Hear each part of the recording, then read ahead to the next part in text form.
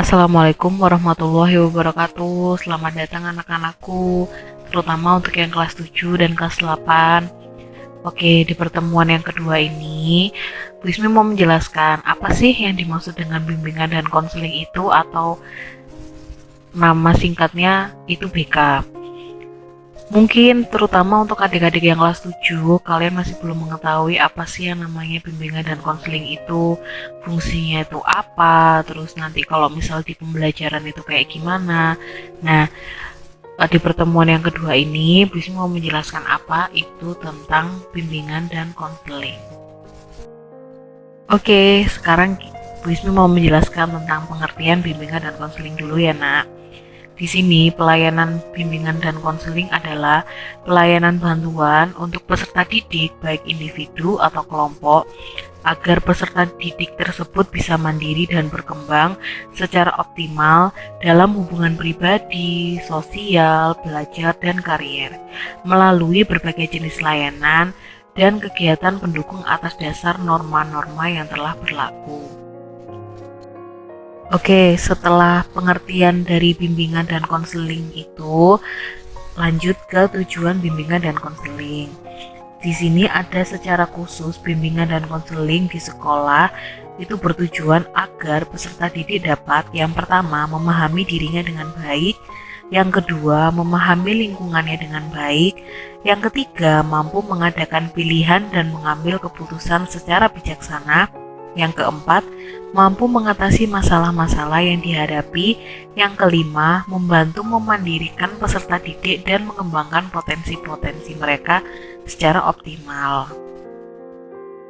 Oke, lanjut ke peranan guru BK di sekolah.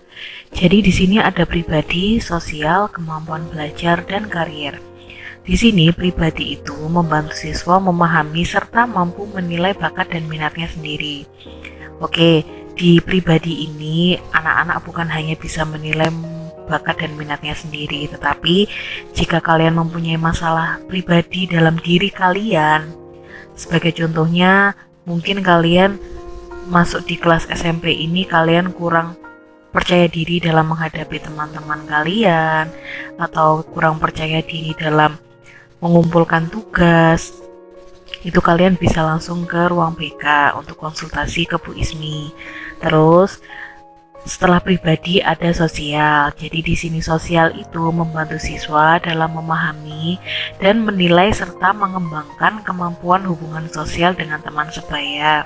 Jadi kalau sosial ini lebih kalian kalau misal mempunyai masalah dengan teman kalian, entah masalah itu dalam komunikasi atau masalah dalam kurang percaya diri, itu kalian bisa langsung ke ruangan BK. Terus yang ketiga ada kemampuan belajar. Di sini kemampuan belajar itu membantu siswa mengembangkan kemampuan belajar untuk mengikuti pendidikan di sekolah secara mandiri. Ini sangat penting sekali saya tekankan terutama kepada kalian yang masih kelas 7, karena kalau sudah SMP berarti sudah bisa belajar secara mandiri. Jikalau kalian kurang merasa percaya diri dengan tingkat belajar kalian, kalian bisa langsung konsultasi ke Bu Ismi. Dan yang terakhir ada karier. Di sini karier itu adalah membantu siswa dalam memahami dan menilai informasi serta memilih dan mengambil keputusan karier setelah SMP. Jadi, ketika nanti kalian sudah kelas 3, kalian nanti wajib bertanya ke Bu Ismi, Bu, nanti saya mau jadi perawat, nanti saya harus ngambil SMA atau SMK ya Bu. Itu kalian harus konsul wajib ke Bu Ismi. Oke, lanjut ke jenis layanan bimbingan dan konseling.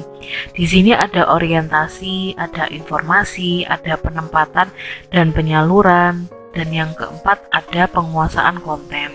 Jadi di sini ada 9 layanan bimbingan dan konseling. Di sini juga Ibu akan menjelaskan semua satu persatu agar kalian lebih mengerti lagi. Yang pertama ada orientasi, yaitu layanan yang membantu peserta didik memahami lingkungan yang baru. Ini ditujukan kepada untuk adik-adik kelas 7. Dan yang kedua ada layanan informasi, yaitu layanan yang membantu peserta didik menerima dan memahami berbagai informasi diri, sosial, belajar, karir, dan pendidikan lanjutan. Yang ketiga, penempatan dan penyaluran, yaitu layanan yang membantu peserta didik memperoleh penempatan dan penyaluran yang tepat. Jadi di sini maksudnya penempatan dan penyaluran itu sama saja dengan pendidikan karir. Kalau misal nanti kalian sudah kelas 3, kalian nanti harus memilih antara SMA atau SMK. Nanti SMA juga ada di jurusan IPA, IPS, atau bahasa. Kalau di SMK nanti mau di jurusan admin perkantoran atau perbengkelan. Itu nanti kalian bisa langsung konsultasi ke Bu Ismi. Dan yang keempat ada penguasaan konten, yaitu layanan yang membantu peserta didik menguasai konten tertentu, terutama kompetensi atau kebiasaan yang berguna dalam kehidupan di sekolah, di keluarga, dan di masyarakat. Jadi di sini penguasaan konten itu maksudnya bagaimana sih menempatkan diri kalian itu di sekolah, bagaimana kalian menempatkan diri di rumah, bagaimana kalian menempatkan diri di lingkungan masyarakat yang ada di sekitar kalian. Ini tadi adalah kelanjutan dari jenis layanan bimbingan dan konseling. Tadi sudah ada 4 jenis layanan bimbingan konseling yang sudah Bu Ismi jelaskan. Sekarang lanjut ke 5, 6, 7, 8, dan 9. Yang kelima ada konseling perorangan, yaitu layanan dalam mengentaskan masalah pribadi siswa. Jadi ini masuk ke layanan pribadi. Contoh masalahnya yaitu seperti kalian mempunyai ketidakpercayaan pada diri ketika mau mengumpulkan tugas, itu masuk ke dalam konseling perorangan. Dan yang keenam ada bimbingan kelompok, yaitu layanan pengembangan pribadi, kemampuan hubungan sosial, kegiatan belajar, karier, dan pengambilan keputusan, serta melakukan kegiatan tertentu. Biasanya Bu Ismi ini di bimbingan kelompok akan mengumpulkan suatu kelompok yang kelompok tersebut mempunyai masalah yang sama, dan nanti akan dikumpulkan menjadi satu dan mereka akan menyelesaikan masalahnya sendiri dengan bantuan Bu Ismi. Dan yang ketujuh ada konseling kelompok, yaitu layanan dalam pembahasan dan pengentasan masalah pribadi. Jadi di sini perbedaan bimbingan kelompok dan konseling kelompok itu beda, Nak. Kalau bimbingan kelompok itu lebih ke masalah belajar, masalah karir, masalah pengambilan keputusan. Dan kalau konseling kelompok itu lebih ke masalah pribadi, misal kepercayaan diri tadi. Tapi dibahas secara bersama-sama, jadinya konseling kelompok. Dan yang ke-8 ada konsultasi, yaitu layanan yang membantu peserta didik atau pihak lain dalam memperoleh wawasan, pemahaman, dan cara-cara yang perlu dilaksanakan dalam menangani kondisi dan atau masalah peserta didik. Yang ke-9 ada mediasi, yaitu layanan yang membantu peserta didik menyelesaikan permasalahan dan memperbaiki hubungan antara mereka. Jadi mediasi ini bisa dimaksudkan dengan perdamaian. Kalaupun misal kalian mempunyai masalah antar teman, nanti itu pasti akan dimediasi. Oke, kita masuk ke pendekatan BK atau cara kerjanya bimbingan dan konseling. Di sini jika ada siswa yang bermasalah, kalau misal langsung ditemukan oleh guru BK, pasti akan langsung dimasukkan ke ruang BK. Jikalau nanti bertemu dengan wali kelas atau guru yang bersangkutan yang lain, itu akan menjadikan pendekatan disiplin. Jadi nanti keduanya akan digabungkan menjadi satu, lalu akan menghasilkan penyesuaian diri atau perkembangan siswa yang optimal. Oke, itu tadi adalah penjelasan sedikit tentang BK. Tadi ada pengertiannya tentang BK, terus ada tujuannya BK, terus cara kerjanya BK, layanannya BK. Dan sekarang ini Bu Ismi mau menjelaskan ke kalian. Di sini ada tulisannya, biasanya anak-anak yang mengetahui bahwa anak yang masuk ke ruang BK atau ruang bimbingan dan konseling itu adalah siswa yang bermasalah. Itu salah besar. Itu adalah konsep seorang guru BK yang dahulu kala. Nah, untuk yang sekarang, untuk guru BK yang zaman sekarang itu adalah mereka yang ke ruang BK itu membutuhkan bimbingan atau keperluan konseling yang sangat mendesak.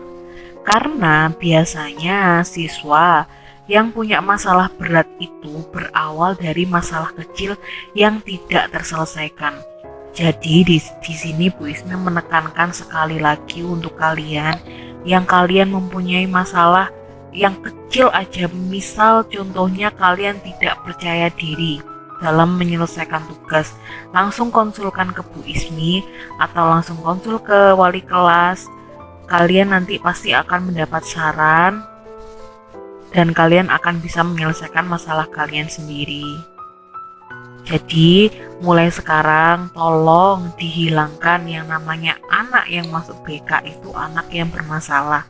Tidak sama sekali, bahwa memang mereka yang masuk ruang BK hanya ingin sekedar cerita, hanya ingin sekedar melakukan bimbingan, keperluan konseling itu yang sangat mendesak. Jadi begitu ya nak ya, tolong dicamkan baik-baik.